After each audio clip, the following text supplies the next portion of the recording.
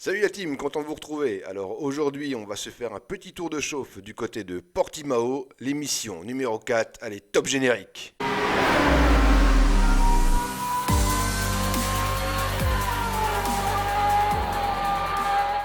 Alors pour commencer, petit point géographie, où est-ce que se trouve Portimao? Portimao, ça se trouve là.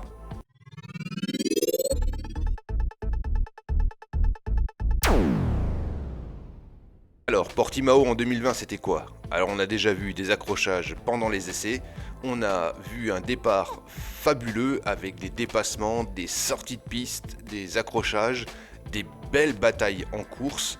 Je pense notamment à Ocon, je vois les beaux dépassements aussi de Gasly, un très beau Raikkonen aussi qui a fait, des changements de leader avec Bottas qui avait pris la tête, Sainz qui avait pris la tête, et ça a terminé par la très très belle victoire, comme d'habitude, on va dire, de Lewis Hamilton, et c'est là où il a marqué sa 92e victoire et qu'il a dépassé Michael Schumacher. Voilà, ça c'était Portimao 2020. Maintenant on va voir Portimao 2021, nos attentes. C'est parti. Allez, on va commencer ce tour de chauffe Portimao 2021. Alors, le point clé pour moi de ce tracé, c'est bien son élévation. Carte. Voilà, on remarque qu'on n'est pas du tout sur quelque chose de très plat, bien au contraire, et c'est vraiment pour moi le point clé de ce circuit.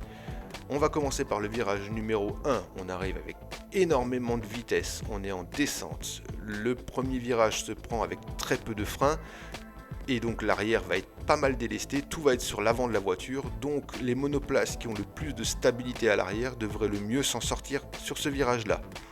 Il va par contre nous conditionner toute la remontée vers le virage numéro 5, qui lui aussi est un virage en descente. L'année dernière, on a vu énormément de blocage de roues à cet endroit-là, et cette année, ça ne devrait pas arranger les choses. Donc pareil, les voitures qui ont énormément de stabilité, gros point clé, l'épingle du numéro 5. Ensuite, on a toute la montée du tracé et on va arriver au virage numéro 13 qui lui va conditionner en fait toute la boucle, l'entrée sur la ligne droite, la prise de DRS, la prise d'aspi. Donc on devrait avoir énormément de dépassements sur ce morceau-là. Donc voilà, ça c'est les points clés pour moi du tracé de Portimao. C'est bien ces trois virages-là qui vont, je pense, conditionner un peu la course. Bien évidemment, s'il ne pleut pas, s'il n'y a pas des incidents de piste.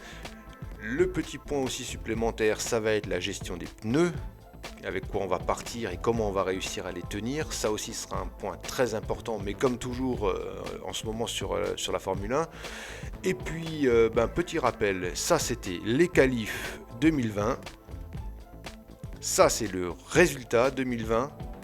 Et maintenant on va attendre la semaine prochaine pour voir ce qui se passe sur le Grand Prix du Portugal. Allez, comme d'habitude, je vous incite à vous abonner, liker, partager, commenter, disliker, faites ce que vous voulez, mais soyez vivants, et je vous dis à la prochaine.